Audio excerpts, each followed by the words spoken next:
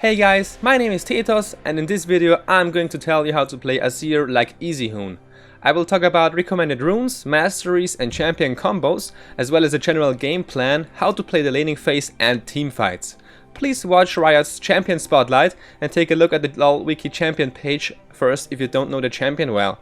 I've linked both of these in the description and you will also find time codes for each chapter there. Let's talk about the summoner spells as always. At first, you always pick Flash, and you can see here 4 other choices for your second spell. So you either go Cleanse, Heal, Barrier or Exhaust depending on the enemy team lineup. If Azir gets CC'd, he gets killed easily because it's so squishy. And Cleanse allows to instantly remove CC and escape with the E or the ultimate or Flash. So that's why you pick it, for example, against targeted CCs such as Twisted Fates. Pick a card. Heal is great against enemy mids who usually don't run Ignite or have a hard to land CC, and it's also great to dodge incoming skill shots such as Nidalee Spear or Thresh Hook with the movement speed burst. Barrier is great against enemy mids who usually burst you down and run Ignite, so against this set, for example, the Barrier is a great choice. Exhaust is the least common summoner spell, but you can use it against unavoidable early all-ins. For example, Chase, who is rising in popularity at the moment, you can use it against him to avoid his early all-in before you hit level 6 and get your ultimate. Easyhoon only runs a single page on Azir, and it's this one. The scaling health, of course, synergizes well with his shield, his E, and the scaling cooldown reduction is necessary to get the cooldown reduction cap, or 38% roughly, in the late game with the Morellonomicon only. So even without blue buff, you are capped at CDR, which is what you want to have on Azir. Some people claim that you need the early flat MR against some matchups, but Easyhoon never picks it up, so that's why I didn't include it here. Easyhoon always goes 21, 0 and 9 on Azir. He picks up pretty much the standard masteries for a build like this. The only thing that's worth mentioning is that he doesn't go for the movement speed in the utility tree, but rather the flat mana and the HP generation. Easyhoon uses the same skill order every game on Azir, so he goes for the W, Q, E first at level 1, 2 and 3, and then he maxes Q first, and after he's put 3 points into E, he maxes W first. So as you can see here, pre-level 11, you go RQEW, and post-level 11, you go RQWE. And I want to highlight how other pros, they just go flat out for the RQEW or for the RQWE, no matter which level they are in the game. But Easyhoon uses this skill order and it works pretty nicely for him. Let's talk about item builds on Azir. Please keep in mind that there will be an overhaul regarding the AP items in a future patch, so the build order or core items might change. Let's start off with the start. Doran's Ring, 2 potions and Warding Totem should be your go-to start. Then you can, or you should rather, rush a Morellonomicon into Sorc Shoes. For the trinket, you replace the Warding Totem with the lance on your first bag, and for the boots, you get the tier 1 boots when necessary, to match your enemy usually, or if you want to be at an advantage regarding movement speed, to get it early. For Sorc Shoes, you get them usually after Morellonomicon, but sometimes even later, because you can get an AP items such as Blasting Wand or the Rod first. Now, your core build should be Morellonomicon, Sorc Shoes and Death Cap. Your full build should be Sorc Shoes usually, Morellonomicon, Death Cap, Void Staff and Luden's Echo with 5 items. Now the 6th item is situational. So you can get the Abyssal Scepter versus a heavy AP enemy team. You can get the Hourglass versus a heavy AD team, or against Zed basically, to save yourself against his all-in. You get the Rylai's sometimes if you want to kite, and you also should keep in mind that these 6 items aren't bought as last item usually, because you get the Abyssal versus a very heavy AP enemy team such as Victor Evelyn, for example, or Victor Gragas. You get the Abyssal Scepter early after the Morellonomicon, not as the last item. And for the super late game, of course, you should get the Elixir of Sorcery all the time, upgrade your boots if necessary to Home Guards or Alacrity, depending on if you want to defend your base all the time or if you want just a little bit more movement speed, and also replace your Morellonomicon in the super late game with an Athene's and Holy Grail for the extra mana regeneration. However, don't do this if you need the passive, for example against Mundo or other health regeneration or healers. You need the passive from Morellonomicon and you can't get the Athenes. Other than that, upgrading the trinket usually doesn't happen if you follow Easyhoon's Azir, because I found out across the board he usually never upgrades his trinket, which is quite strange but also interesting in some way. So if you want to copy him, you don't upgrade your trinket. However, you can still do that, of course, if you want to. Let's talk about the game plan on Azir. You definitely want to reach his godlike late game all the time, so you have to play safe early. This means permanently push mid, but save your W and E combo to escape if necessary. Abuse the high range of your soldiers' auto attacks, not only to harass your enemy, but also to clear, for example, enemy wards, especially ping wards. You can do that very safely on Azir, which not many other mid laners especially can do. Controlling choke points is essential on Azir. You definitely want to put down your soldiers, especially in the jungle and small corridors, to zone the enemy team, to prevent them from getting in and diving in and engaging on your team basically. Also the Azir tower, the passive, is easy to use but hard to master in my opinion, because you have to think about the game and put it down in good positions with good timing to protect yourself and your team against flanks. Now, in the late game, you want to play aggressively or defensively depending on how the teams are moving. So if the enemies are split or alone, you can play aggressive, you can try to catch them off guard. But if they are grouped and you are grouped, you don't want to do that. You want to play defensively, save your ultimate and save your escape when they dive you and prevent them from diving you and the other carries, of course, and put the ultimate down at this exact moment. Let's start off with some combos for Azir. There are quite a few of them and you have to master them to be good at the champion. So first off, with a basic W, Q and auto attack harassing combo. It's the basic trading combo in lane. Notice how you could basically add another auto attack between the W and the Q. So the Q cancels the auto attack animation the first time and then you can get in another quick auto attack. However, this shouldn't be done against someone like Cassiopeia because you are exposing yourself to her.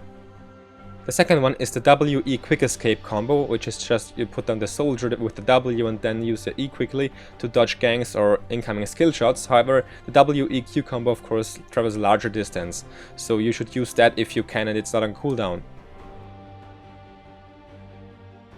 Next up we have the W-E-Q combo, which is also known as the banana juke or the drifting combo, and you just put down the soldier, use your E, but just before you hit your own soldier, you cast the Q to extend its range. It's quite useful to maneuver across the map, but also necessary to set up for some other combos.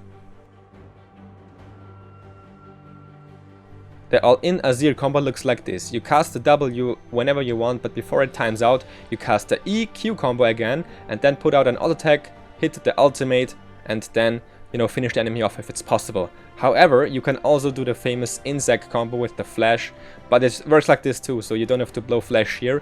However, if you want to do that, just replace the auto attack with the flash in position, and then knock back the enemies however you'd like. However, this exposes yourself because usually you would do this all-in combo then flash out.